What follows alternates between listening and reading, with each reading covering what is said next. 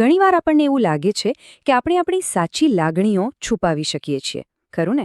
બસ એક ખોટું સ્મિત કરી દીધું કે પછી થોડા સધિયારાના શબ્દો બોલી દીધા, પણ આપણી આંખો?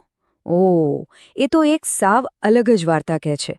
તો ચાલો આજના આ વિશ્લેષણમાં આપણે એ જ રહસ્ય ખોલીએ કે કેવી રીતે આપણી આંખો ખરેખર મનની એવી બારીઓ છે જે ક્યારેય ખોટું નથી બોલતી. તો પછી સવાલ એકદમ સીધો છે, શું કોઈની આંખો ખોટું બોલી શકે છે? આમ જુઓ તો જવાબ એટલો સહેલો નથી. આપણે બધા જાણીએ છીએ કે આપણે શબ્દોને તોડી મરોડી શકીએ છીએ, ચહેરા પર હાસ્યનું એક મોહરું પણ પહેરી શકીએ છીએ, પણ સવાલ એ છે કે શું આંખોની જે પ્રામાણિકતા છે એને પણ કાબૂમાં કરી શકાય? અને મોટાભાગના કિસ્સાઓમાં જવાબ છે ના. જો આ જે અવતરણ છે ને એ બધું જ કહી દે છે, બિલકુલ એક કોર્ટમાં ઊભેલા સાક્ષીની જેમ, જેણે સત્ય કહેવાની શપથ લીધી હોય. બસ એ જ રીતે આપણી આંખો પણ સત્ય અને અસત્ય વચ્ચેનો ભેદ ખુલ્લો પાડી દે છે. એ આપણા અંદરનો જાણે એક એવો અવાજ છે જે ક્યારેય ચૂપ રહેતો જ નથી. તો આપણો પહેલો વિભાગ છે આંખો, મનની બારીઓ. ચાલો જરા ઊંડા ઉતરીને જોઈએ કે આ બારીઓમાંથી સત્ય કેવી રીતે બહાર ડોકાય છે, અને ખાસ કરીને ત્યારે જ્યારે આપણે એ દરવાજા બંધ કરવાની કોશિશ કરી રહ્યા હોઈએ. અને આ જ તો અસલી વાત છે. કોઈ પણ વ્યક્તિ ખોટું સ્મિત તો કરી શકે છે, એ આપણે જાણીએ છીએ, પણ શું કોઈ પોતાની આંખની કીકીઓને કંટ્રોલ કરી શકે? ના, બિલકુલ નહીં. એ પ્રતિક્રિયા તો સંપૂર્ણપણે અનૈચ્છિક છે. આપણું મન જે કંઈ પણ અનુભવે છે એની સીધી અસર સીધી આપણી આંખોમાં દેખાઈ આવે છે. અને સાંભળો, આ કોઈ કાલ્પનિક વાત નથી. વાસ્તવિક દુનિયામાં આ જ્ઞાનનું ઘણો વ્યવહારિક ઉપયોગ થાય છે. જેમ કે ટેલિવિઝનના ન્યૂઝ રીડર્સને ટ્રેનિંગ અપાય છે કે ભૂલ થાય તો પણ પલકારા કંટ્રોલ કરીને શાંત દેખાય. પત્તાની રમતમાં જે માહેર ખેલાડીઓ હોય છે એ વિરોધીઓની આંખોની કીકીઓ જોઈને જ એમના હાથમાં કયા પત્તા છે એનો અંદાજ લગાવી લે છે. અને હા, ગુનાની તપાસમાં તો આ જાણે એક કુદરતી લાઈ ડિટેક્ટર તરીકે જ કામ કરે છે. ચાલો હવે વિભાગ 2 પર આવીએ, કીકીઓનું વિજ્ઞાન. આપણે એ તો જોયું કે આંખો સત્ય કહે છે, પણ સવાલ એ છે કે આવું શા માટે થાય છે? આની પાછળનું વિજ્ઞાન શું છે? ચાલો એને જરા સમજીએ.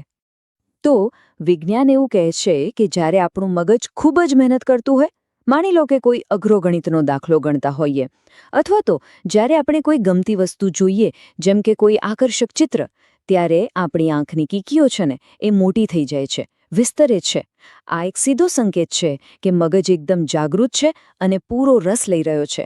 અને આનાથી બિલકુલ ઉલટો, જ્યારે આપણે ડર, અણગમો કે પછી કોઈ ખરાબ ગંધ જેવી નકારાત્મક બાબતનો સામનો કરીએ છીએ, ત્યારે આપણી કીકીઓ તરત જ સંકોચાઈ જાય છે, એટલે કે નાની થઈ જાય છે. અને યાદ રાખજો, આ બધી જ પ્રતિક્રિયાઓ આપણા કંટ્રોલની બહાર છે, આપોઆપ થાય છે, જે આપણા અંદરની દુનિયાનો એકદમ સાચો સંકેત આપી દે છે. હવે આપણે ત્રીજા વિભાગમાં જઈએ, મનની 2 વૃત્તિઓ.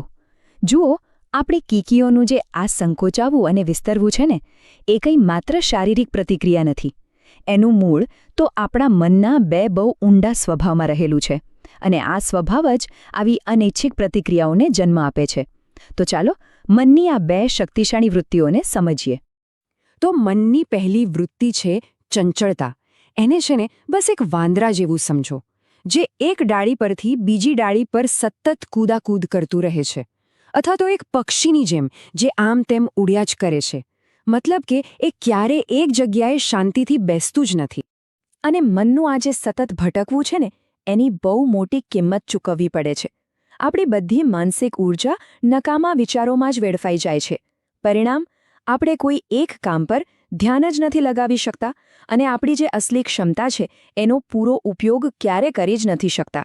હવે મનની બીજી એક શક્તિશાળી વૃત્તિ છે સુખલિપ્સા, એટલે કે સુખ મેળવવાની તીવ્ર ઈચ્છા. આપણું મન સતત આપણી ઇન્દ્રિયો દ્વારા મળતા આનંદ પાછળ દોડતું રહે છે, જેમ કે સારો સ્વાદ, સુંદર દ્રશ્યો કે પછી કોઈ સુખદ સ્પર્શ. આ વૃત્તિ આપણી ઈચ્છાઓ અને અહંકારથી ચાલે છે, અને આપણને ભૌતિક સુખોના એક ચક્રમાં બાંધી રાખે છે. તો પછી સવાલ એ થાય કે મનની આ 2 જબરદસ્ત શક્તિશાળી વૃત્તિઓ, એટલે કે ચંચળતા અને સુખલિપ્સા, એના પર નિયંત્રણ કેવી રીતે મેળવવું? આના માટે છે ને એક બહુ જ સુંદર રૂપક આપવામાં આવ્યું છે. જરા સરખામણી જુઓ. અનિયંત્રિત મન બિલકુલ એક જંગલી હાથી જેવું છે, જે બધે વિનાશ જ સર્જે છે. કોઈ પણ લક્ષ્ય વગર ભટક્યા કરે છે અને પોતાના માટે અને બીજાઓ માટે પણ જોખમી છે. પણ જ્યારે એ જ મનને કાબૂમાં લેવામાં આવે તો એ એક પ્રશિક્ષિત હાથી જેવું બની જાય છે, જે મદદરૂપ બને છે, ઉપયોગી થાય છે અને પોતાના માલિક માટે મોટા કામ કરી શકે છે. જે મન એક સમય સમસ્યા હતું, એ જ મન નિયંત્રણમાં આવ્યા પછી સૌથી મોટી શક્તિ બની જાય છે. તો ચાલો હવે આગળ વધીએ અને જોઈએ કે આ જે માનસિક અનુશાસનની વાત છે, એનો ખ્યાલ જીવનના દરેક ક્ષેત્રમાં સાચી સફળતા સાથે કેવી રીતે જોડાયેલો છે. એટલે કે મુદ્દાની વાત એ છે કે સફળતા કોઈપણ ક્ષેત્રમાં કેમ ન હોય, ભલે ખેતરમાં કામ કરતો ખેડૂત હોય, અભ્યાસ કરતો વિદ્યાર્થી હોય કે પછી કોઈ કલાકાર કે વૈજ્ઞાનિક હોય, દરેકના પાયામાં અનુશાસન જ છે. દરેક વ્યક્તિને આજુબાજુના વિક્ષેપોને અવગણીને પોતાના લક્ષ્ય પર ધ્યાન કેન્દ્રિત કરવાની ક્ષમતાની જરૂર તો પડે જ છે. અને એટલે જ સાચી પ્રગતિ ત્યારે જ થાય છે જ્યારે મનની જે આ વિખરાયેલી શક્તિ છે એને એક જ કેન્દ્રિત લક્ષ્ય તરફ વાળી દેવામાં આવે. કોઈ પણ કૌશલ્યમાં માસ્ટરી મેળવવી એ બીજું કંઈ નથી, પણ પોતાના ધ્યાનને અને માનસિક ઊર્જાને કાબૂમાં લેવાની એક કળા જ છે. જ્યારે આપણે આપણી બધી જ શક્તિ એક જગ્યાએ લગાવીએ છીએ ત્યારે જ અસાધારણ પરિણામો મળે છે. અને અંતે આ વિચાર આપણને પાછા આપણી આંખો પર જ લઈ આવે છે. જો આપણે કદાચ આખા સમાજને ભ્રમમાં રાખી શકીએ છીએ, પણ આપણી અંદર જે પેલી સર્વદ્રષ્ટા શક્તિ છે ને, એની આંખોને આપણે ક્યારેય છેતરી શકતા નથી. આપણું જે અસલી સત્ય છે એ તો હંમેશા આપણી નજરમાં દેખાઈ જ આવે છે. તો આ વિશ્લેષણના અંતે એક સવાલ છોડીને જઈએ છીએ. જે મન આપણી સૌથી મોટી નબળાઈ બની શકે છે, એ જ મન આપણી સૌથી મોટી તાકાત પણ બની શકે છે. તો હવે એ જોવાનું રહ્યું કે આપણે આપણા મનને કેવી રીતે તાલીમ આપીએ છીએ.